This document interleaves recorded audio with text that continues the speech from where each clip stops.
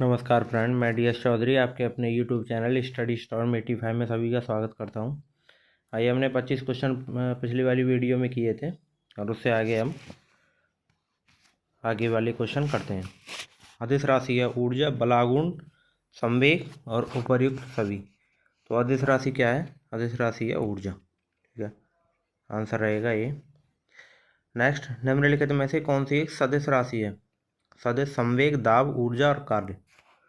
तो एक सदिश राशि कौन सी है? ये है संवेग। निम्नलिखित में से कौन सी राशि सदिश नहीं है? विस्थापन, वेग, बल और आयतन। तो इसमें क्या नहीं है? ये नहीं है आयतन। ठीक है। नेक्स्ट, निम्नलिखित में से सदिश राशि है वेग, द्रव्यमान, समय और लंबाई। तो इसमें क्या है? वेग। ठीक है। नेक्स्ट, निम्नलिखित में से कौन सा एक व्युत्पन्न परिणाम नहीं है? घनत्व, द्रव्यमान, आयतन और चाल। आंसर क्या रहेगा? द्रव्यमान। ठीक है। मैं टाइम वेस्ट ना करते हुए आपको ज़्यादा से ज़्यादा क्वेश्चन कराने की कोशिश कर रहा हूँ। मैं सोच रहा हूँ 5 मिनट में आपको 25 क्वेश्चन खत्म करा दूँ। अगर एक बार इसे खत्म करने के बाद फिर लेके आएंगे हम विद एक्सप्लेन। ठीक है। त्वरण ज्ञात करने का सही सूत्र कौन सा है? ए बराबर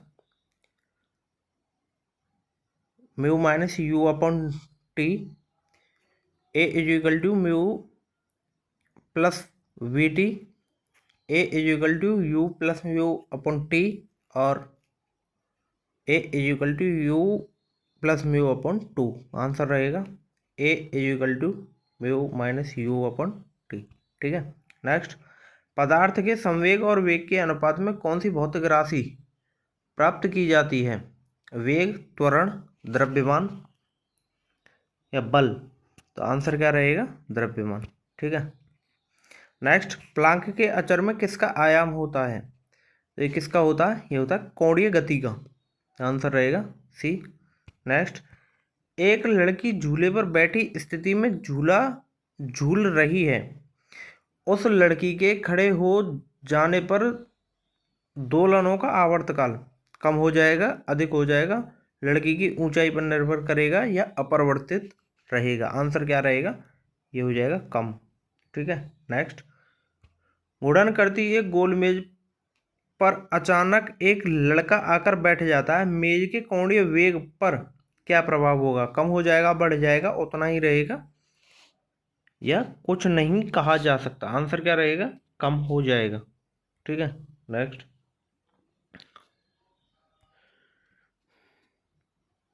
यदि किसी चलती हुई वस्तु के वेग को दोगुना कर दिया जाए तो उसका चलती हुई वस्तु के वेग को दोगुना कर दिया जाए। ठीक है। तो आगे क्या रहेगा?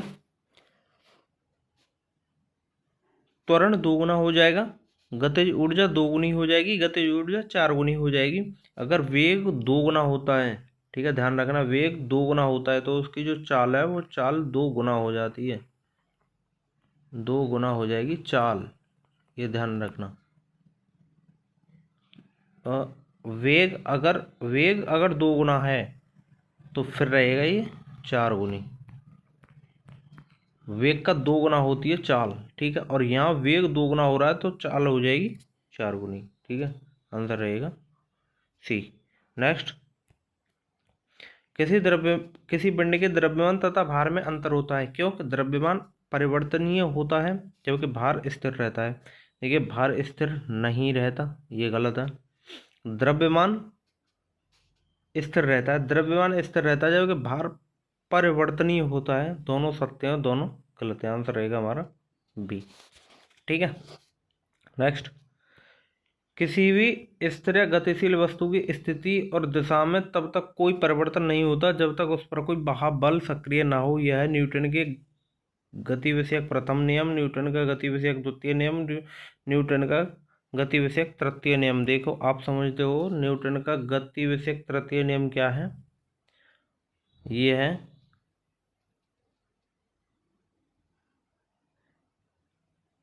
ये है क्रिया प्रतिक्रिया का नियम। क्रिया प्रतिक्रिया का नियम। ठीक है।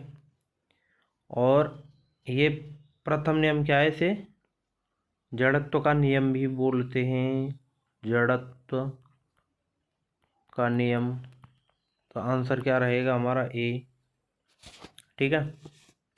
नेक्स्ट, किसी असंतुलित बल द्वारा किसी पिंड में उत्पन्न त्वरण बल के व्युत्क्रमानुपाती होता है, बल के अनुक्रमानुपाती होता है, बल के प्रभाव से स्वतंत्र होता है। आंसर क्या रहेगा? बल के अनुक्रमानुपाती होता है। ठीक है, आंसर बी। नेक्स्ट,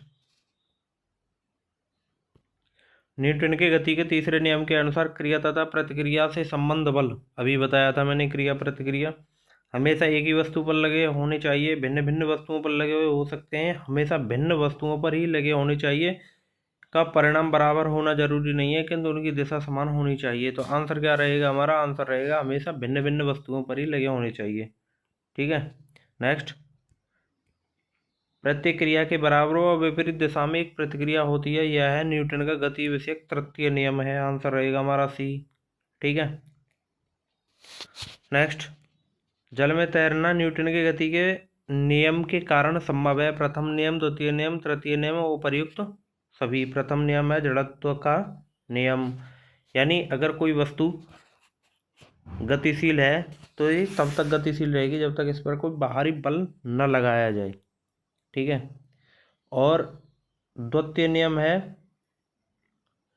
कि जैसे अगर बॉल ऊपर से आ रही है क्रिकेटर के पास और उसे अपने हाथों में लेगा तो उसे थोड़ा सा नीचे की तरफ खींचेगा, क्योंकि उसका जो वेग है, वेग थोड़ा सा टाइम मिल जाए और वो अपनी मतलब स्थिर स्थिति में आ जाए। तो इसका आंसर क्या रहेगा? इसका आंसर रहेगा तृतीय नियम। नेक्स्ट, कोई पिंड तब तक विरामावस्था में ही बना रहेगा जब तक उस पर कोई बहाव बल कार्य नहीं करता। यह कथन किसका है? न्यूटन, आइंस्टीन, आर्किमिडीज और गैलीलियो। आपको पता ही है, ये है न्यूटन का प्रथम नियम। बल की परिभाषा आती है न्यूटन के प्रथम नियम से आती है, सबको पता है। ठीक है। नेक्स्ट, किसी पिंड के उस गुणधर्म को क्या कहते हैं जिससे वह सीधी रेखा में विराम या एक समान गति की स्थिति में किसी भी परिवर्तन का विरोध करती है? गतिहीनता, जड़त्व, कुलभार और अक्रियता। ये क्या है? ये आंसर रहेगा जड़त्व। ठीक है। नेक्स्ट, न्यूटन के पहले नियम को भी कहते हैं आघूर्ण का नियम, जड़त्व का नियम, ऊर्जा का नियम, संवेग का नियम। क्या बोलते हैं? जड़त्व का नियम। नेक्स्ट, गाड़ी खींचता हुआ घोड़ा किस बल के कारण आगे बढ़ता है? गाड़ी द्वारा खींचे घोड़े पर आरोपित बल से, घोड़े द्वारा गाड़ी पर आरोपित बल से, घोड़े द्वारा अपने पैरों से पृथ्वी पर आरोपित बल से। आंसर क्या रहेगा? ये रहेगा पृथ्वी द्वारा घोड़े के पैरों पर आरोपित बल से। ठीक है। नेक्स्ट, चलती हुई बस जब अचानक ब्रेक लगाती है तो उसमें बैठे हुए यात्री आगे की दिशा में गिरते हैं, इसको किसके द्वारा समझाया जा सकता है? सापेक्षता सिद्धांत, न्यूटन का पहला नियम, न्यूटन का दूसरा नियम, न्यूटन का तीसरा नियम। देखिए ये रहेगा कौन सा? न्यूटन का पहला नियम। क्यों? क्योंकि ये है जड़त्व का नियम। अब क्या है कि यात्री उसमें बैठा हुआ है, तो जो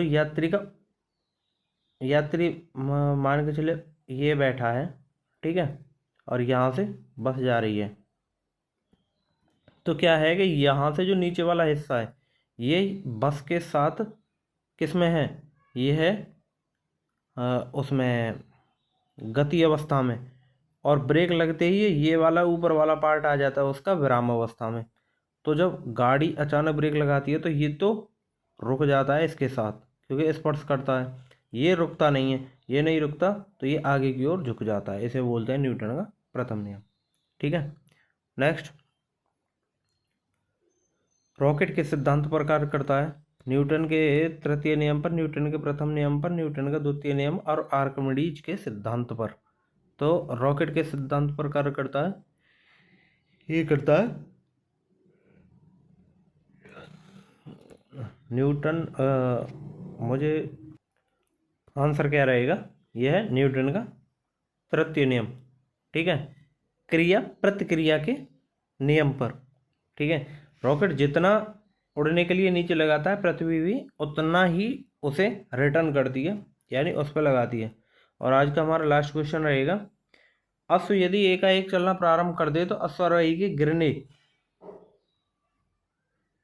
की आशंका का कारण है जड़त्व आघूर्ण, द्रव्यमान का संरक्षण नियम और विश्राम जड़त्व गति का तीसरा नियम। तो इसका आंसर क्या रहेगा? आंसर रहेगा विश्राम का जड़त्व। ठीक है, हमने टाइम ज़्यादा वेस्ट ना करते हुए 10 मिनट में आपको 25 क्वेश्चन किए हैं। ठीक है, 10 मिनट और 25 क्वेश्चन, और ऐसे ही मैं 25-25 की सीरीज लाता रहूँगा। और मैं आपको फिजिक्स, केमिस्ट्री और बायो ये सभी अच्छे से करा दूंगा। और फिर इसके बाद लेके आऊँगा क्या? मैं लेके आऊँगा विद एक्सप्लेन।